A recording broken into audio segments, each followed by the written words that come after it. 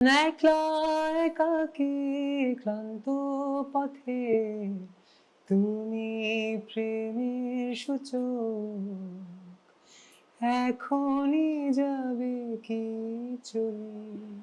Comment বক্সটা আসলে একটা ফুলের বাগানের মতো হয়ে গেছে। আমাদের দেশে এখন এরকম একটা ট্রেন্ড হয়ে গেছে যে আমরা সেই গানই বানাইতে চাই, সেই গল্পই বলতে চাই যে গল্প সবাই শুনতে চায়। আম্মা মারা গেছে একজনের, সেইখানেও মায়ের ছবির সাথে অ্যাড করছে। খালেদা জিয়া ম্যাম মারা গেছে, ওখানেও আমি যদি আবার অ্যাড করতে দেখছি। শেখ হাসিনা চলে গেছে, ওখানেও আমি অ্যাড করতে দেখছি। জনপ্রিয়তা আর হচ্ছে জনপরিচিতি এক জিনিস না, কিন্তু থেকে যাবে কোনটা, যেটা আসল যদি সত্য হয় সেটা ক্যামেরার সামনে বলার দায়িত্বই শিল্পীদের। যদি আমি আর কোনো গান কোনোদিনও বানাবো না, যদি এবার মতো কোনো গান বানাইতে চাইলেও পারবো কিনা জানি না, কিন্তু বানাবো না। মেইন কথা আমার ইন্টেনশনই নেই। জড়ানো লজ্জার স্তব্ধতায়, মান ভাঙানো মুগ্ধতায়, আকাশ হলো নীল, সামলে রেখো আমার সাথে তোমার গলার দিল। লতা মঙ্গেশকর ম্যাম বলতেছে সৃষ্টিকর্তা অনেক মানুষ বানায়, তার মধ্যে এরকম একজন দুইজন এরকম বানায় যাদেরকে পাঠাই এভাবে যে তোর মতো কেউ হবে না, হয়তো আমি ওর মধ্যে একজন। ওনারা আমাকে যেমন ফেরেশতা মনে করে, আমি তো ফেরেশতা না, আমি মানুষ।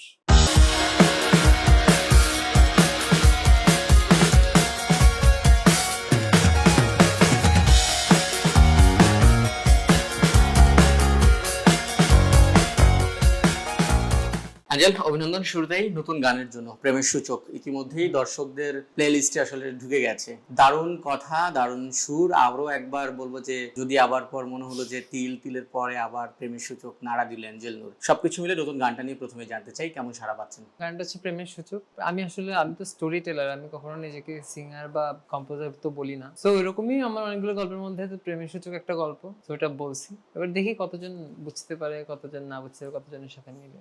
সূচক বলতে আমরা অনেক কিছুই বুঝি, আসলে স্থানভেদে আসলে ইউজ করা হয়। সেই জায়গায় প্রেমের সূচকটাকে আপনি আসলে কিভাবে দেখিয়েছেন বা বুঝিয়েছেন যদি একটু জানতে চাই প্রথমে, এবং গানের নামটা কেন প্রেমের সূচকই হলো? সূচক বলতে তো অনেকে মনে করে শুরু, অনেকে মনে করে হচ্ছে যে আবার একটা আছে ইন্ডিকেটর, আর একটা হচ্ছে পরিমাপক, ইন্ডিকেটর বা সাইন্স। এখন প্রেমের সূচক বলতে মানুষ যদি জিজ্ঞেস করে না আপনাকে, যে আপনার ওয়াইফ বা আপনার প্রিয় মানুষ জিজ্ঞেস করে তুমি আমাকে কতটুকু ভালোবাসো, ওটা কিন্তু এরকম বস্তুগত বিষয় না যে আপনি মেপে বলতে পারবেন। সেই জন্য আমি বলছি যে তুমিই প্রেমের সূচক। কোরাসটা লাইনটা হচ্ছে যে একলা একাকী ক্লান্ত পথে তুমিই প্রেমের সূচক, মানে হচ্ছে যে যে আমার কাছে প্রেমের পরিধি ততটুকু যতটুকু তুমি, এর বাইরে না। সো এটা একটা, তাহলে এটা এই জন্য এটার নাম প্রেমের সূচক, পরিমাপটা হয়ে গেল। দুই লাইন যদি একটু শুনতে চাই। কোরাসটা কোরাসটা পারি। একলা একাকী ক্লান্ত পথে তুমি প্রেমের সূচক, এখনই যাবে কি চলে। কথা আর সুর এমন মেলবন্ধন, গায়ে কাটা দেওয়ার মতো বা শিউরে ওঠার মতো। এবং দর্শক যারা, আমি আপনার হচ্ছে ইউটিউবে লিঙ্কে কমেন্ট বক্সগুলো একটু পড়ছিলাম আসলে, এবং আপনিও হয়তো অনেকগুলোকে মানে রিপ্লাইও দিয়েছেন সুন্দর সুন্দর। সেই জায়গায় অনেকেই অনেক ধরনের কমেন্ট করেছে, আর সবারই ওই হৃদয় ছুঁয়ে যাওয়া জায়গাটা স্পর্শ করেছে প্রেমের সূচক, সেটা নিয়ে যদি একটু জানতে চাই। আমি এদিক থেকে একটু অনেক ব্লেসড যে আমার এই গান যখন রিলিজ হয় খুব স্লোলি মানুষের কাছে পৌঁছায়, কিন্তু যে কয়জনের কাছে পৌঁছায় তারা দে কান স্টপ। আপনি রেশিও মিলাবেন, প্রতি 15 জনের মধ্যে একজন ওখানে হয়তো রিঅ্যাক্ট করছে বা কমেন্ট করছে। এন্ড কমেন্টস গুলো এত বড় বড় প্যাসেজ আমি নিজেও কখনো কিন্তু করিনি। খুব ভালো লাগে যে এত কতটুকু মনে লাগলে একটা মানুষ এই 150-200 ইয়ের কি বলে ওয়ার্ডস এর একটা কমেন্ট করতে পারে। কমেন্ট বক্সটা আসলে একটা ফুলের বাগানের মতো হয়ে গেছে। হ্যাঁ, সবাই যা যার অনুভূতি প্রকাশ করছেন। This is what I wanted আর কি। আর গানের ব্যাপারে এই জন্য আমি কোথাও কোনো এক্সপ্লেন করিনি, কারণ যে যার মতো করে গানটার মানে বুঝে নিক, ওটাই চেয়েছিলাম। প্রিভিয়াস গানগুলো যদি দেখি, বিশেষ করে গানের কথা এবং সুর, দুইটা আসলে অনেকটা জোরালো থাকে, যেটা হৃদয় স্পর্শ করে। এই শক্তি বা বলি যে নিজের চিন্তাধারা, এবং এই গানটা প্রায় 1 বছর পর নতুন কোনো গান আসলো, এতটা লম্বা পিরিয়ডও আসলে সময়টাও নিয়েছেন, আসলে সবকিছু মিলে যদি একটু জানতে চাই। আমি কিন্তু গান লিখছি প্রায় 57টার বেশি, আরো বেশি, অনেকগুলা সুর করা আছে প্রায় 415-20টার মতো আমার ফোনেই। এখন রিলিজ কখন কোনটা দিব এটা আসলে depends on the situation. I never do, আমি কখনো রাশ করি না গান রিলিজ দেওয়ার জন্য। আবার আমি যে এমনি বসে আছি তাও না, গান রিলিজ না দিয়ে বসে আছি এমন না। যেমন কি হয়তো আমি এই যে প্রেমের সূচক এখন কয়দিন আগে রিলিজ দিলাম, দেখবেন আগামী মাসে আরেকটা গান দিয়ে দিতেই পারি, এরপরের মাসে আবার আরেকটা গান দিয়ে দিতেই পারি, দেখবেন যে প্রতি মাসে একটা করে গান দিচ্ছি। আমার কথা হচ্ছে আমার কাছে আমি এটা কখনো ভেবে গান দিই না যে আসলে কখন কতজন শুনলো না শুনলো কি করলো, কারণ যখন আমরা বেসিক্যালি আমাদের দেশে এখন এরকম একটা ট্রেন্ড হয়ে গেছে যে আমরা সেই গানই বানাইতে চাই, সেই গল্পই বলতে চাই যে গল্প সবাই শুনতে চায়। কিন্তু এটা কিন্তু আর্টিস্টের কাজ না। আর্টিস্টের কাজ হচ্ছে বিভিন্ন জীবন বলা, বিভিন্ন জীবনের গল্প বলা, বিভিন্ন রকম গল্প বলা। যেমন কি যদি আবার সবার সাথে মিলে যায়। কারণ যদি আবার মানুষ, আমি এরকম দেখছি আম্মা মারা গেছে একজনের, সেইখানেও মায়ের ছবির সাথে অ্যাড করছে। অনেকে বলছে আমার বাবার জন্য এটা, বাবার কথা মনে পড়ে এই গানটা শুনলে। অনেকে বলছে আমার ফ্রেন্ডের কথা মনে পড়ে, সে নাই পৃথিবীতে। খালেদা জিয়ার ম্যাম মারা গেছে, ওখানেও আমি যদি আবার অ্যাড করতে দেখছি। শেখ হাসিনা চলে গেছে, ওখানেও আমি অ্যাড করতে দেখছি। কথা আমি তখন গানটা হচ্ছে বেসিক্যালি সার্বজনীন হয়ে গেছে। এখন তিলের কথা রেখে যে সামনে রেখো আমার শখের তোমার গলার তিল, গলায় তিল না থাকলে কিন্তু অন্য আর কেউ এটা কি বুঝবে। সেই জন্য যদি আবার মতো এটা সার্বজনীন গান না, কিন্তু তার মানে যে গলার তিল থাকে না এমন না, থাকে। প্রেমের সূচক এটাও একটা কথা। এখন প্রথমেই মানুষের কনফিউশন জাগবে সূচক কি। অনেক বাংলাদেশে বাংলা ভাষাভাষী মানুষের মধ্যে সূচক কি, এত কঠিন নাম কেউ দেয়। এরকম একটা টেন্ডেন্সি আছে যে আমরা সবসময় ইজি টু আন্ডারস্ট্যান্ড গান দিতে পছন্দ করি। আমি তোমাকে ভালোবাসি, তুমি আমাকে ভালোবাসো, হ্যান ত্যান। এখানে কিন্তু গল্প নাই। তো আমি চেষ্টা করি আমার মতো থাকতে। আর লেট করে গান দেওয়ার কারণ হচ্ছে আমি চাইছিলাম যদি আবারের ব্যাপারে কথা বলা বলি এটা একটু কমে যাক। তার কারণ হচ্ছে কি, আমাকে তো আসলে এখনো মানুষ আমাকে পরিচিত হয়েছি আমি হচ্ছে যদি আবারের কারণে। তো আমি চাইছিলাম যদি আবারের ব্যাপারটা একটু কমে যাক, তারপর আমি গানটা নতুন গান দিই আর কি। আপনার কাছে সাকসেসের আমার এক একটা গানের সাকসেস তখন, এই যে আপনি কমেন্ট বক্সে দেখেন, এটাই আমার গানের সাকসেস। যে মানুষগুলা গানটা শোনার পরে একজন মানুষের মনেও যদি হৃদয়ে নাড়া দিতে পারে তাহলে গানটা সাকসেসফুল। যে গানই হোক, যতজনই শুনুক, শোনার পিছনেও কিন্তু এখন টেকনোলজিক্যালি অনেক কিছু আছে যেগুলো সম্পর্কে হয়তো আমি এখনো কেপেবল না। কিংবা যেমন কি আমাদের দেশে এখনো রয়্যালটির ব্যাপারে অনেক কোনো অর্গানাইজেশন নাই। কিন্তু আমার গান আমি এরকম শুনছি যে মুম্বাই এডিডাসের শোরুমে, মুম্বাইতে এডিডাসের শোরুমে বাজানো হয়। এটা কিন্তু একটা সিস্টেম। তো আমরা আসলে এমন জায়গায় মিউজিক করতেছি যেখানে আসলে অনেক কিছু আছে আবার অনেক কিছু নাই। তো ওই জায়গা থেকে আমি আমার মন থেকে কাজ করার চেষ্টা করছি। এর বেশি আর কিছু না। যতগুলো গল্প, যে কোনো গল্প যদি একজন মানুষের শুনে বলে হ্যাঁ খুব ভালো লাগছে, তাহলে গানটা আমার কাছে সাকসেসফুল। এখানে যদি আবার বেশি না, তিল কম না, কিংবা আবার প্রেমের সূচক আবার বেশি না, মানে সবগুলো আমার কাছে সমান। আপনার কাছে এই তিনটা গানের জনরা নিয়ে যদি জানতে চাই, বা তিনটা ভাবনা নিয়ে যদি আমার কোনো জনরা নাই। যেমন কি প্রথমে যখন তিল যদি আবার পরে যখন তিল রিলিজ দিয়েছে তখন অনেকে বলতো যে তিলের মধ্যে না একটু একটু রবীন্দ্রসঙ্গীত ভাইব আছে। আবার অনেকে বলতো যে না না এটা কি ক্লাসিক্যাল গান নাকি। তো একজন বললো যে এটা এঞ্জেল জনরা, আসলে এটা কোনো আলাদা জনরা। তো ওই কথাটা আমার খুব ভালো লাগছিল। আসলে আমি চাই যে যদি আবার আরেকবার আমার কাছ থেকে তৈরি না হোক, আমাকে বারবার যে কোনো গান রিলিজ দেওয়ার সময় যদি আবারের মতো একটা গান, যদি আবার আমি আর কোনো গান কোনো দিনও বানাবো না, যদি আবার মতো কোনো গান বানাইতে চাইলেও পারবো কিনা জানি না, কিন্তু বানাবো না। মেইন কথা আমার ইন্টেনশনই নেই। কারণ হচ্ছে সব গানে যদি আবার হইতো তাহলে যদি আবার আলাদা হইতো না, আলাদা করে আপনাদের অত ভালো লাগতো না। যার জন্য আসলে যদি আবার মেক করা বা তিল মেক করা, যদি আবার দেখা হয় তোমার আমার, দেখা কি হয়েছিল?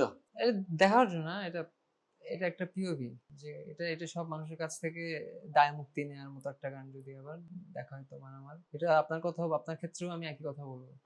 আমার যে কোনো মানুষ যাদেরকে আমি কোনোদিন যদি কোনোদিন কষ্ট পেয়ে থাকি আমি তার ব্যাপারেও একই কথা বলবো। এটা কোনো আলাদা করে কিছু না। প্রত্যেকটা গানের এক ধরনের আপনাদের সাকসেসের কথা বলছিলেন, এক এক ধরনের সাকসেস। দর্শকের প্রতিক্রিয়া আসলে কেমন পেয়েছিলেন যদি আবার পর যখন তিল আসলো 1.5 বছর পর? এটা কমেন্ট বক্স তো কথা বলে, কমেন্ট বক্স দেখলে আপনি বুঝতে পারবেন। আর তিল বেসিক্যালি ওই ধরনের মানুষরা যারা একটু কাব্যপ্রিয়, যারা একটু উপন্যাস পড়ে, এরকম টাইপের মানুষজন আমি দেখছি। যদি আবার তো মনে করেন যে একদম গ্রামের মানুষ থেকে শুরু করে ছোট বাচ্চা থেকে শুরু করে বড় পর্যন্ত সবাই শুনে। তিল কিন্তু তারা শুনে যারা একটু উপন্যাস পছন্দ করে, গল্প পছন্দ করে, যারা হয়তো বাংলায় পড়াশোনা করছে বা সাহিত্য নিয়ে কাজ করছে, ওই ধরনের মানুষজন। আমার মনে হয় প্রেমের সূচকও ওই ধরনেরই, কিন্তু মিউজিকটা আমি একটু মডার্ন করছি। এটা মিউজিক অ্যারেঞ্জমেন্ট করছে পাভেল অরিন ভাই। সো আমি পাভেল ভাইকে বলছিলামই যে ভাই গানের কথাটা বাংলা ক্লাসিক হোক, কিন্তু মিউজিক হোক একটু মডার্ন, যেখানে এখানে সোলোর মধ্যে দেখবেন একটা গিটার টোন আছে, জ্যাজি। এখন মানুষ তো আগে এই ধরনের শুনে নাই, মানুষ কিন্তু চিন্তা করছিল গদ বাঁধা এই গানটা আমি যদি কিবোর্ডে বাজাতে পারতাম। কিন্তু আমি চাইছিলাম গানটা একটু ডিফারেন্ট হোক। আমি চাইতেছিলাম না যে ক্লাসিক্যাল মানে শুধু ক্লাসিক্যাল, মডার্ন গান মানে শুধু মডার্ন গান, কিন্তু মডার্ন গান মানে শুধু বিট থাকবে কিন্তু লিরিকের কোনো আগামা থাকবে, এরকম কিছু চাইনি। সো এটা একটু ডিফারেন্ট কিছু আর কি। জড়ালো লজ্জার স্তব্ধতায়, মান ভাঙানো মুগ্ধতায়, আকাশ হলো নীল, সামলে রেখো আমার সাথে তোমার গলার তিল, ও সামলে রেখো আমার সাথে তোমার গলার তিল। এরকম কিছু। প্রায় 400-র উপরে সুর করা বললেন গানের, 420টার উপরে 420টার উপরে দেখি আসলে। আমি আর আপনাকে এখন দেখে বলতে পারি 412টা।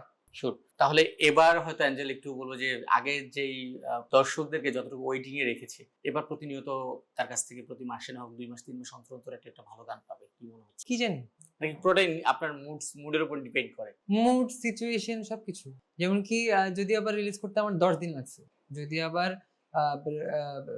বানানোর পর আমার ওটা রেডি করে আপলোড দিতে হচ্ছে 10 দিন সময় লাগছে। 10 দিন পরে ডেট দিছিলাম, কিন্তু 4 দিন পিছিয়েছে, 14 দিন বেসিক্যালি। তিল রিলিজ করছি আমি 1.5 বছর পরে। এরপরে কিন্তু মোটামুটি খুব একটা বেশি ডিস্টেন্সে কিন্তু আমি প্রেমের সূচক রিলিজ দেইনি, প্রায় 1 বছরের মাথায়। তো এখন আমার কাছে গান অনেকগুলো করা আছে, কিন্তু এক একটা গান রিলিজ দেওয়ার পেছনে আমি কিন্তু একদম ইন্ডিপেন্ডেন্ট আর্টিস্ট এখনো পর্যন্ত। আমি কখনো কোনো প্লেব্যাকের জন্য কিছু করি নাই। আমি না বড় বড় কোনো প্ল্যাটফর্মের জন্য কখনো গান করছি।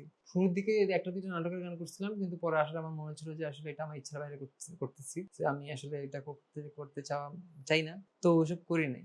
এইগুলা নিয়ে কাজ করা কিন্তু কঠিন বিষয়। সো আমি যদি মনে করি, যেমন কি আমি খুব লাকি যে আমার প্রেমের সূচক গানে 2টা অনেক বড় বড় কোম্পানি স্পন্সর করছে, হ্যাঁ, যেটা সচরাচর কখনো করে না। আমি নাম আমার মনে হয় নেওয়া উচিত না ক্যামেরায়। সো আমি ওটা যে অনেক লাকি, ওরা আমাকে পৃষ্ঠপোষকতা করছে। আমার পরের গানগুলো যদি আমি ওরকম বড় কোনো মানুষজন পাই যারা কি না এগুলোকে অ্যাপ্রিসিয়েট করে, তাহলে আমার প্রতি 2 দিন পর গান রিলিজ করতে আমার কোনো সমস্যা নেই। এখন যে ধরনের গান আমরা শুনছি, লাস্ট কয়েক বছরে দেখছি যে কোনো আর্টিস্টের যে গানগুলো জনপ্রিয় হয়ে যাচ্ছে, কিছুদিন পরেই দেখছি যে নানা মহল থেকে আসলে তাকে নানা মাধ্যমে গান গাওয়ানোর জন্য হোক, নাটক হোক বা প্লেব্যাকে হোক, নানাভাবে ওই টাইপের গান আরো কেন বানানোর জন্য অনেকেই আসলে চারিপাশ থেকে উদ্বুদ্ধ করে। এই ধরনের সিচুয়েশন সম্মুখীন হয়েছেন কিনা? অনেক আমি এই যে লেট করে গান দিছি কেন, এটার পিছনে আরেকটা কারণ এটা আছে, যখন যদি আবার খুব জনপ্রিয় হয়ে যায়, যদি আবার যখন অন্য ভাষার লোকজনও শোনা শুরু সুরটা বিশেষ করে, হ্যাঁ শুরু। যেমন কি একটা মজার গল্প হচ্ছে, I went to Nepal last year. তো নেপালে যখন গেছি, আমি পোস্ট করছি যে আমি নেপালে যাচ্ছি। ইমিগ্রেশন অফিসার কিন্তু আমাকে বলছে কি, আমি আপনাকে ছাড়বো যদি আপনি ছবি তুলে আমার হোয়াটসঅ্যাপে পাঠান। আমি বলছি কেন ভাই, আমাদেরকে এখানে ফোন ইউজ করতে দেন না, আমি আপনার ফ্যান। আচ্ছা, এই যে ব্যাপারগুলো। পরে গেলাম কাঠমান্ডু এয়ারপোর্টে যাওয়া। এখন আমি যখন ইমিগ্রেশন ওয়েট করতেছিলাম, তখনই আমার কাছে টেক্সট আসছে ইনস্টাগ্রামে যে, I you at Kathmandu? The guy called Binod Abraham, he is from Tamil Nadu, কিন্তু ও হচ্ছে fly Dubai regional head, south Asian রিজিয়নের হেড হয়। সো ও কাঠমান্ডুতে থাকে, তো ওনার ওয়াইফ আছে রেনি বিনোদ। সো দেখি একটু আমাকে দেখা করার জন্য রিকোয়েস্ট করলো। আমি দেখলাম কি কাঠমান্ডুতে আসলে উনি ছাড়া আর কারোর কাছে আমি প্রাডো দেখিনি, বুঝছেন। আমি খুবই smart guy, very humble guy. They came to receive me, ওনার ওয়াইফ সহ। আমরা কথা বললাম, তো গাড়িতে যখন উঠলাম রিসিভ করার পরে, যে তখন উনি যদি আবার ছেড়ে দিছে, উনি বলছে যে, angel, I don't know the meaning of the song because I don't know the Bengali, but the tune itself it says what is the meaning of the song. হ্যাঁ, I don't know, I can stop myself meeting you. তো পরে উনি পোস্টও করছিল। So এই যে ব্যাপারগুলা, যে আমি একটা কথা সবসময় বলি যে আমার বাসায় কিন্তু আমি সবকিছুর আধিপত্য, এখানে আমার কোনো স্পেশালিটি নেই। এই পুরো বাংলাদেশে ভাষাভাষী লোকজন যদি আমাকে চেনে, আমি সবাই যদি চেনে, আমার মনে হয় না ওইটা আমি আহামরি কিছু করে ফেলছি, এটা সবাইকেই চিনে। আর এখন তো জনপ্রিয়তা, আপনাদের এটা বুঝতে হবে যে জনপ্রিয়তা আর হচ্ছে জনপরিচিতি এক জিনিস না। কন্ট্রোভার্সি করে অনেক মানুষ পরিচিত এখন বাংলাদেশের অনেক বড় বড় সেলিব্রিটি। আমি একটা কথা বলি, sometimes I feel so weird যে ওনারা বাংলাদেশের এত বড় বড় সেলিব্রিটি, কারণ হচ্ছে কি কন্ট্রোভার্সিটাকে ওনাদের পার্ট অফ লাইফ বানায় ফেলছে। This is not an artist thing, I believe. ওদের একটা ডিগনিটি থাকে, একটা সেলফ রেসপেক্ট থাকে, এক একটা ওয়ার্ড যখন তারা থ্রো করে ওখানে একটা ওজন থাকে, আই বিলিভ। এখন আমার গান একটা অন্য ভাষাভাষী মানুষ শুনে, আমার কাছে ওইটা অনেক স্পেশাল বিষয়, যেখানে মানেই বুঝে না। তো এটা আর কি। তো হোপফুলি আরো সামনে আমি ওই দিকে কাজ করার চেষ্টা করতেছি। আমি ম্যাটার করে না যে কয়েকজন শুনতেছি, বাট একজন শুনলে তার মনে লাগতে হবে, সেটা দেশি হোক, বিদেশি হোক, অন্য ভাষা হোক। সোশ্যাল মিডিয়া একটা অন্য দুনিয়া। আমরা দেখি যে সচরাচর এখানে চাইলেই ভাইরাল হওয়া যায়, যেগুলো টপিক নিয়ে এসে কন্ট্রোভার্সি ক্রিয়েট করে পুরো দেশে ছড়িয়ে দেওয়া যায়, ট্রমাটাইজ করা যায়। আবার চাইলেও অনেক ভালো ভালো বেটার অপশন, ভালো কিছুও করা যায়। আপনি নিজেও আসলে নানাভাবে উপলব্ধ করেন মাঝে মধ্যে। একটা ক্রেজ হয়ে যায়, মানে একদিন 2 দিন 3 দিন টানা চলতে থাকে একটা যে কোনো বিষয়, সামাজিক দিন থেকে 4 দিন, এরপর আবার শেষ হয়ে যায়। কিছু ঘন্টা, 72 ঘন্টা, 48 ঘন্টা কিংবা মোর দ্যান ওয়ান ডে, কিছু সময়ের জন্য মানুষকে কলাপস করা, মানে একটা ভিতরে আসলে আটকে রাখা, এটাকে আসলে কিভাবে দেখেন এজ এ শিল্পীর জায়গা থেকে? এটাকে আসলে আমি ওভাবে দেখি। আমি ফেসবুকে বা সোশ্যাল মিডিয়ায় আমি চাইলে কি আমার গান আমি রিলিজ করতে বারবার আপলোড দিতে পারি না আমার পেজে। আমার পেজে তো 2 লক্ষ মানুষ আমার ফলো করে। আমার এই 2 লক্ষ ফলোয়ার হয়েছিল আমার প্রথম 2-3 মাস 4 মাসে। এখন এরপরে 2 বছর ধরে আমি কিছুই দেইনি। এটা তো আমার এরকম ইন্টেনশন থাকতে পারতো না যে আমি 1 মিলিয়ন নিয়ে যাবো, এমন এটা কখনো রেস হইতে পারে না। আর ফলোয়ার্স কখনো আপনার জনপ্রিয়তা, ওই যে বললাম জনপ্রিয় আর পরিচিতি এক জিনিস না। তো আমি ওই ফলোয়ার কয়জন ওইটা দেখে আমরা এখন সবকিছু মেকানিক্যাল হয়ে গেছে, সবকিছু অঙ্ক হয়ে গেছে। ভিউ কত হইলো, কমেন্টস কয়জন করলো, হ্যান করলো, এটা কিন্তু একটা গানেরই না। আজকে থেকে যখন 20 বছর আগে মাইলস যখন গান বানাইতো তখন কি এগুলো ছিল না। কিন্তু এখনো নীলা মানুষের কানে কানে বাজে, তাই না? তারপর বাচ্চু স্যারের গান, জেমস ভাইয়ের গান, দেখেন এখন ব্যাপারটা হচ্ছে we are in a loop, যেটা কিনা আসল বাস্তবতা না। 5 বছর পরে এই সোশ্যাল মিডিয়া থাকবে কিন্তু ফেসবুক আর চলতেছে না, ফেসবুক গুলো আর কাজ করতেছে না, এগুলো চলে যাবে। কিন্তু থেকে যাবে কোনটা, যেটা আসল, যেটা বাস্তব। এই জন্য আমি ওইদিকে কাজ করার চেষ্টা করতেছি। আর এই সোশ্যাল মিডিয়া নিয়ে আমি অত কিন্তু মনে করেন কিনা সমাজ শিল্পীদের একটা দায়বদ্ধতা যে জায়গাটা অবশ্যই অবশ্যই আছে, সেই জায়গা থেকে সবকিছু কি চাইলে বলা যায় ক্যামেরার সামনে, কিংবা হচ্ছে চাইলে কি সবকিছু করা যায়? যদি সত্য হয় সেটা ক্যামেরার সামনে বলার দায়িত্বই শিল্পীদের। হুম। যেমন 24-24-এর আমাদের আন্দোলন। দেশের রিভলিউশন, এটাও আর্টিস্টদের কারণে ঘটছে, আর্টিস্টদের অনেক বড় ইনফ্লুয়েন্স আছে বলেই ঘটছে, কিন্তু এটা অস্বীকার করার কিছু না। 71 সালে যে আমরা যে গান গাইতাম, সরি আমি যেগুলো শুনছি আর কি, যে গণসঙ্গীত, গণসঙ্গীত ওয়াজ ইটসেলফ মানে ইটসেলফ ইজ এ জনরা, ওগুলার কারণে কিন্তু আমাদের এখনো রক্ত গরম হয়ে যায়। ওই সুরগুলো হ্যাঁ, বা অথচ গানগুলো 71 সাল তো আজকে কত বছর আগের গল্প, কিন্তু ওটা কিন্তু এক্সিস্ট করে এবং আর্টিস্টদের একটা বড় অবদান ছিল। তো এখনো আমাদের দেশ ঠিক মতো চালানোর জন্য আমার মনে হয় প্রত্যেকটা আর্টিস্টের একটা ডিগনিটি, একটা সেলফ রেসপেক্ট থাকা উচিত, এবং প্রত্যেকটা কথা বলার আগে অনেক ভাবা উচিত। কারণ হচ্ছে কি, আমাদের কথা মানুষ শোনে, আমাদের গান মানুষ শোনে, আমাদের গল্প মানুষ শোনে। আমরাও যদি যা তা হয়ে যাই এবং আমাদের সত্য বলার জন্য সেটা মানুষের অপছন্দ হইলেও আমাদের সত্যই বলতে হবে। এটা একটা কঠিন দায়িত্ব, আল্লাহ এই দায়িত্ব সবাইকে দেয় না, আর আল্লাহ সবাইকে আর্টিস্ট বানায়ও না। লতা মঙ্গেশকরকে একটা কথা জিজ্ঞেস করা হয়েছিল যে আপনি কেন এত স্পেশাল? আমি অনেক ইন্টারভিউজ দেখি মানুষের, তো লতা মঙ্গেশকর ম্যাম বলতেছে যে সৃষ্টিকর্তা অনেক মানুষ বানায়, তার মধ্যে এরকম 1-2 জন এরকম বানায় যাদেরকে পাঠাই এভাবে যে তোর মতো কেউ হবে না, হ্যাঁ হয়তো আমি ওর মধ্যে একজন। এই যে ওপিনিয়নটা, যে আর্টিস্টরা যে অন্য 10 জনের মতো না, গো উইথ দ্য ফ্লো করতে পারে না, ওদের এথিক্যাল বাউন্ডারি থেকে যে জীবনযাপন করতে হয়, এটা হচ্ছে নিয়ম। যদি না হয় তাহলে ওকে, আমার মনে হয় উনি আর্টিস্ট না, উনি হচ্ছে যে জাস্ট ফেম সিকার বা অ্যাটেনশন সিকার ছাড়া কিছু না আমার মনে হয়। আপনার এই কথা সূত্র ধরে যদি একটা কথা বলতে চাই, রিসেন্ট আপনার যে প্রেমের সূচক গানের কমেন্ট বক্সগুলো আমি চেক করছিলাম, এখানে অনেক দর্শক লিখেছিল যে অ্যাঞ্জেলোর আল্লাহ আপনাকে খুব যত্ন করে বানিয়েছেন, যেমন দেখতে এবং কথা, মানে গানের লেখা এবং সুর সবকিছু মিলে আপনি কমেন্ট চেক করলে এখনো দেখতে পাবেন। তো এই যে এই অ্যাপ্রিসিয়েশন গুলো দর্শকদের, এটা আসলে কতটুকু আপ্লুত করে আপনাকে? আপ্লুত না আসলে, এই কমেন্ট গুলো আমাকে একটু ভীতই করে। কারণ ওনারা আমাকে যেমনি ফেরেশতা মনে করে, আমি তো ফেরেশতা না, আমি মানুষ। কালকে পরশু আমি ভুল করতে পারি না? এখন যাকে আপনি অনেক ভালোবাসেন, সে যদি ছোট্ট ভুলও করে, সেই সেটা ভুলটা অনেক বড় করে দেখা যায়। এখন যারা এভাবে বলতেছে আমাকে, এটা খুব কমন, আপনাকে আল্লাহ অনেক ভালোবাসে, শিওর, এটা আমারও মনে হয় আসলে, না হলে আমি আপনার সাথে এইভাবে এমনি বসে থাকতাম না। এটা একটা নেয়ামত, আলহামদুলিল্লাহ, ঠিক আছে। কিন্তু এটা অনেক বড় একটা দায়িত্ব। আর এইখানে একটা কথা হচ্ছে যে আমি তো মানুষ, আমিও ভুল করতে পারি, তখন আমাকে ওরা দেখবেন যে সহজে ক্ষমা করতেছে না, কারণ অনেক ভালোবাসছে তো। আমি যতটুকু আপনাকে চিনি বা দেখেছি, আপনি একদম মাটিতে পা রেখে চলতে পছন্দ করেন, একদম সাধারণ, সাধারণের মধ্যে অতি সাধারণ হিসেবে আপনি উঠলেও কতক্ষণ উঠবেন? মানে 24 ঘন্টা পর নেমে যেতে হবে, 30 নেমে ঘন্টা যেতে পর হবে। তারা ডাউন টু আর্থ। তারপরে হচ্ছে তারা একটু তাদের জগৎটা একটু অন্যরকম হয়। কৃষ্টি কালচার তো সেটা থাকে। ধর্মীয় দিকটাও আসলে অনেকে মেইনটেইন করতে চায় না। কিন্তু একজনের এই দিকটা দেখেছি একদম ব্যতিক্রম। তিনি কি চায় না চায় এটা নিয়ে আসলে আমি ভাবি না। এখন আমার কিন্তু কানে দুল, লম্বা চুল, এটা আবার আমার একটা স্টাইল, পছন্দের বিষয়। কারণ আমার চেহারায় এই স্টোনটা খুব মানায়। গোল্ড দিলে দেখবেন আবার এত ভালো লাগতেছে মানাচ্ছে। না। আমার কাছে মনে হয় যে এটা আমার স্টাইল। আর ধর্মকর্ম তো একটা ব্যক্তিগত বিষয়। কে করতেছে না করতেছে এটা আসলে আমি বলার কেউ না। আবার আমি করতেছি কিনা এটাও আবার আমাকে, ধর্মের গৌরব আর একটা অধর্ম। খুব ধর্ম পালনের গৌরব আমি সবাইকে বলি, হ্যাঁ, আমি অনেক ধর্ম করবো, এটা আরেকটা, এটাও অপছন্দ করে উপরওয়ালা। এটা আমার ব্যক্তিগত, এবং আমি বিশ্বাস করি যে আমি যদি পুরো পৃথিবীর 7 বিলিয়ন মানুষ যদি আমার এগেনস্টে চলে যায়, কিন্তু আমি যদি আমার সৃষ্টিকর্তাকে সাথে আন্ডারস্ট্যান্ডিং আমার থাকে, আপনার চাইতে আপন কিন্তু আপনার চাইতে কাছে কিন্তু সৃষ্টিকর্তা আমার। একটা কথা আছে যে আল্লাহ নাকি পৃথিবীতে ওনার 100 ভাগের 1 ভাগ দয়া দিচ্ছেন দেখে মানুষ মানুষের উপর দয়া করে। তো আপনার উপর সবচেয়ে বেশি দয়া কে করে? আপনার মা। তারপর আল্লাহ আপনাকে আপনার মায়ের 100 গুণ বেশি ভালোবাসে। তাহলে আপনার কাছে ভয় কিসের? আপনি যত পাপ করতে পারেন ওনার কাছে মাফ চাইলে মাফ করে দিতে পারেন। আমি মাফ করবো না, উনি করে দেবে। কিন্তু আমরা কিন্তু উনাকে দূরে ঠেলে রাখি, আমরা উনাকে মনে করি যে উনি দূরের, কিন্তু উনি আপনার এখানেই থাকে, সবচেয়ে কাছের, আপনার মায়ের চাইতেও কাছের, 100 গুণ কাছে। ব্যাপারটা আমি এইভাবে বলবো ঠিক না, কিনা হ্যাঁ। এভাবে বলা, বাট সত্য এটাই যে সত্য। এটা বলা আছে যে আল্লাহ আপনাকে 100 গুণ বেশি ভালোবাসে পৃথিবীর যে কোনো মানুষের চাইতে। 100 ভাগের 1 ভাগ দিয়েছে। তো আপনি, আমার মনে হয় যে ওটা উনি আমার কাছে এতই ব্যক্তিগত, কারণ ওনাকে আমি এতই ভালোবাসি। এরপরে আমার জীবনে আমি ভুল করব, আমি খারাপ কাজ করতে পারি শয়তানের প্ররোচনায়, আমি যে কোনো কিছুই করতে পারি, কিন্তু প্রতিদিন রাতে মাফ তো ঠিকই যাইতে হয়, এটা আর কি। এবং এটা আমার ব্যক্তিগত, এবং সেটা প্রতিনিয়তই ওটা করেন। আমি জানি না, আমি কখনো করি কখনো করি না। আমি তো মানুষ, তো আমি তো। সঙ্গীত জীবন এবং ব্যক্তি জীবন দুটা কি আলাদা, নাকি আপনার একই লাইফস্টাইলে চলে? আমার কাছে একই। আমি আজকে থেকে 20 বছর আগে যেরকম ছিলাম, আমাকে আপনারা ইন্টারভিউ করার পরেও আমি এরকমই আছি। আজকে থেকে 5 বছর আগে আমি আসলে এমনই ছিলাম। আর সঙ্গীতের কথা বলতেছেন, এটা আসছেই আমার কাছে খুব র্যান্ডমলি। অ্যাক্টিং, মিউজিক এটা আমার কাছে আসছেই খুব রেগুলার লাইফের সাথে জাস্ট অ্যাড হয়ে গেছে। এই জন্য বললাম তো, গান গাওয়ার সময় আমাকে কেউ লিখতে বললে আমি কিন্তু আসলে সহজে লিখতে পারবো না। কিন্তু আমি যদি আমার গানের লিস্ট বের করি, তখন আবার আমার কাছে অনেক লেখা আছে। তো আমার কাছে মনে হয় জীবনেরই একটা পার্ট।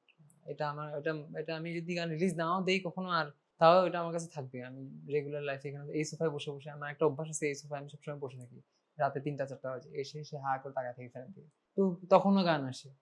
তো এটা রিলিজ দেই না দেই, এরকম চলতে আমার থাকবেই। এটা আমার রেগুলার লাইফ। গান কি চিন্তা ভাবনা করে লেখা হয়, না গান অটোমেটিক্যালি চলে আসে আপনার কাছে? আপনাকে বললাম যে 2-1টা নাটকের গান লিখছিলাম আমি, ওগুলো আমার অনেক চিন্তা ভাবনা করে লিখতেছিল। কিন্তু এই গানগুলো তো আসলে আমার চোখের দেখা অনুভূতি, সেগুলো লিখতে আমার বেশিক্ষণ সময় লাগে না। যদি আবার লিখতে আমার 15 মিনিট সময় লাগছিল, রাতে 3-3:30টার দিকে লিখছি আমি।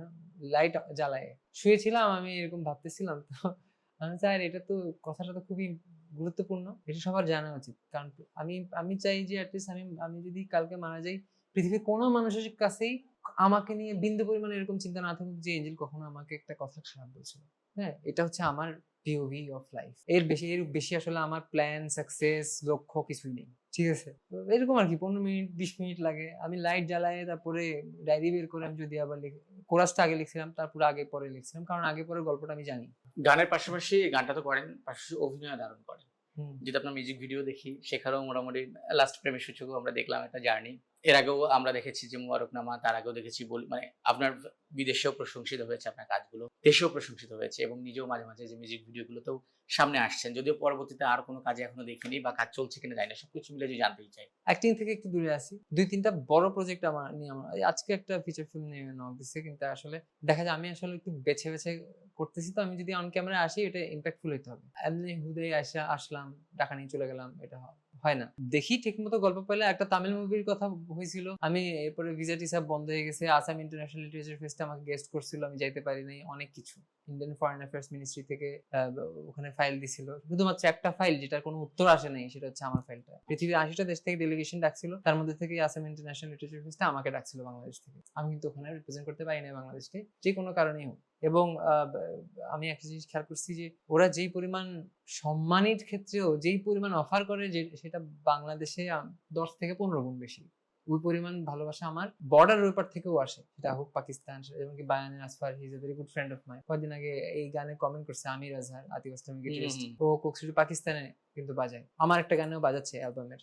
ওগুলা ব্যাপারে এখন বলতে চাই না, ইটস এ সারপ্রাইজ। কথা এই আর কি। তো এইটা ধরে রাখতে চাই, আমি এই ভালোবাসাটা ধরে রাখতে চাই। এখানে আমি আর অন্য কোনো কিছু আসলে ওভাবে ভাবতেছি না। পাকিস্তানের কথা যেহেতু আসলো, আপনার যেমন এদেশে ভালো অনেক ভক্তকুল এবং শ্রোতা আছে, আপনার গান পছন্দ করে, পাকিস্তানে এবং ভারতের কি একটা অংশ আপনাকে দারুণভাবে পছন্দ করে।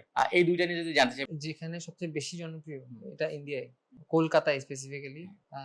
আপনি যদি আবার কমেন্ট বক্স দেখলে সব রেশিও বুঝে যাবেন। বেশিরভাগই হচ্ছে অনেকেই কলকাতার। এরকম বলে, ভট্টাচার্য, আচার্য এরকম। আর অনেকে বলে I am not a Bengali but I love the song, এরকম কথা কিন্তু অনেক আছে। এবং এখানে কারণ আছে, অরিজিৎ দা গানটা শেয়ার করছিল ওই সুবাদে।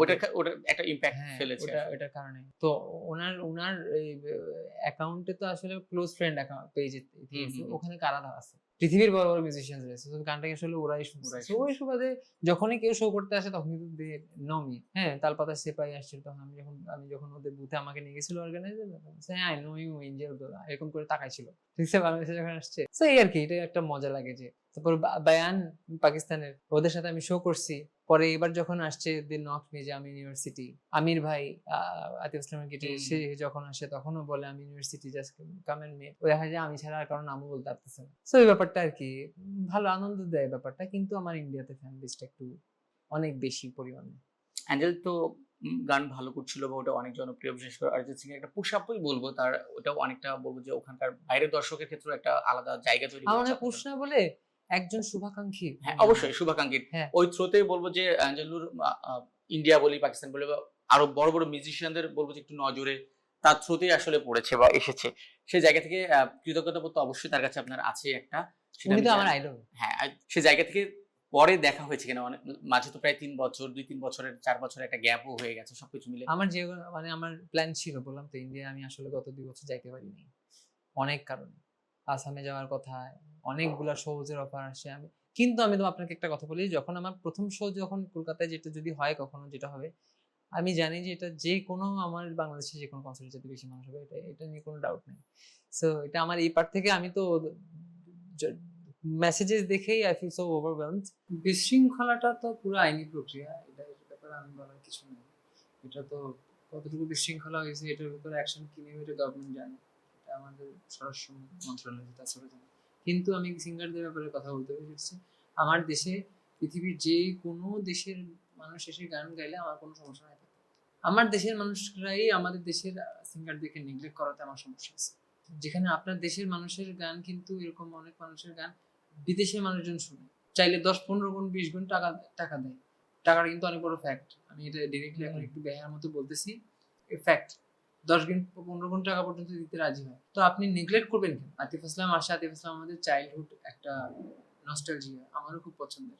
আই ওয়েন্ট দেয়ার অ্যান্ড আমির ভাই স্টেজ থেকে এসে আমার সাথে দেখা করেছে, হি ওয়াজ ভেরি হ্যাপি যে আমি আসছি। ইভেন আরেকটা কথা বলি, আমির ভাই আমাকে রাতে আমার স্টুডিওতে আসছিল আগের দিন, উনি আমাকে বলছে যে কালকের সব পারফরমেন্স আমি আপনাকে ডেডিকেট করে করতেছি, যাই বাজাইছে। এখন ব্যাপার হয়েছে যে ওনাদের কাছেও কিন্তু আমরা অনেক স্পেশাল, ভালোবাসা। তাহলে আপনি আপনার ঘরে জন্মেছেন বলে কি আপনি আমাকে অসম্মান করবেন? যদি অসম্মান করেন তাহলে সেটা বল, কিন্তু এর বাইরে পৃথিবীর যে কোনো মানুষ আমাদের দেশে সেখানে নিতে, পাকিস্তানি হোক, ইন্ডিয়ান হোক, যেই হোক, এখানে আমার মনে কারো কোনো সমস্যা হওয়ার কথা। কালচারাল এক্সচেঞ্জ হওয়ার দরকার। আর ইউটিউবে ঢুকলে তো আপনার মানুষ জাস্টিন বিবারের গান শুনে, আমার গান শুনে, আতিফ আসলামের গান শুনে, তো ওখানে যেহেতু কোনো কান্ট্রি ব্যারিয়ার নাই, আপনি কিভাবে বলতে পারবেন, কিভাবে চাইবেনও এটা যে বাংলাদেশে ও না আসুক, বা বিদেশি শিল্পী আসলে টাকা কেন দিবে না? অবশ্যই দিবে। এই জন্য আমরাই দোষী। আমরা যদি মানুষকে ঠিক মতো গান দিতে না পারি, আপনি বলেন না গত 15 বছরে আমরা তো সেটার পিছনেই ছুটছি, গত অ্যাটলিস্ট 15-20 বছর। জেমস ভাই বা মাইলস, ইউনারা তো লেজেন্ডারি, আমাদের জন্মেরও আগের ব্যান্ড, তখনকার গান। কিন্তু গত 10 বছরে এমন কোন গান আছে যেটা কিনা মানুষের মনে সবসময় দাগ কেটে থাকে? বলতে পারবেন না। গত 6 মাসে কয়টা গান বলতে পারবেন না। সবগুলো দেখবেন যে ট্রেন্ডের মতো আসতেছে, ট্রেন্ডের মতো চলে যাচ্ছে। কিন্তু রবীন্দ্রসঙ্গীত কিন্তু আমরা এখন শুনতেছি। তার মানে কি করতেছি আমরা আসলে কোয়ালিটির চাইতে আমরা বেশি কোয়ান্টিটির মধ্যে চলে গেছি। কিন্তু আমাদের কোয়ালিটিতে যাওয়া উচিত। আমাদের অন্য গান শুনো না এটা বলা উচিত না, এটা চাইলে বললেও পসিবল না এখন ইন্টারনেটের যুগে। কিন্তু এমন গান যদি আপনি বানান, বা আপনাকে বা অন্য রাস্তার একটা ছেলে মনে করেন এমন একটা গান গাইতেছে, দেখবেন যে ওই লিরিক আপনি জীবনে শুনেন নাই। আমার কোনো বড় বড় মিউজিশিয়ান যদি, বা সরকার যদি, বা আমাদের দেশের বড় বড় আর্টিস্টরা যদি ওকে অ্যাপ্রিসিয়েট করে, ওকে তুলে ধরার চেষ্টা করে, তাই দেখবেন যে ওই সুরটা হয়ে যাবে পুরো পৃথিবীর সুর, হয়ে যাবে না? তো কোয়ালিটিটা মেনটেন করতে পারলে মানুষ আমাদের গানে বেশি শুনবে, ইভেন ওরাও আমাদের গান শুনবে। এবং আমার কাছে আমার মনে হয় আমিও একটা এক্সাম্পল সেটা।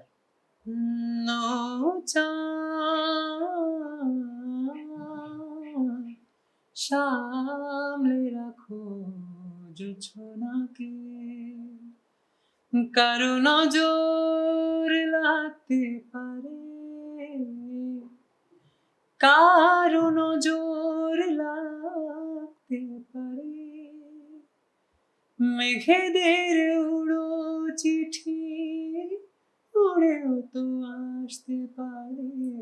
ও চাঁদ সামলে রাখো জোছনাকে, ও চাঁদ সামলে রাখো জোছনাকে। গানটা অনেক কঠিন, অনেকটা অসুস্থ, বাট চেষ্টা করছি। কিছুই বলার নেই, আমার খালি এইটুকু বলার আছে, আমার জন্য দোয়া করবেন। আমার কোনো আমি কখনো কোনো ভুল করে থাকলে ক্ষমা করে দেবেন, এইটুকুই। আর আমার গান যদি ভালো লাগে শুনুন, না ভালো লাগে শুনেন না, জোর নাই।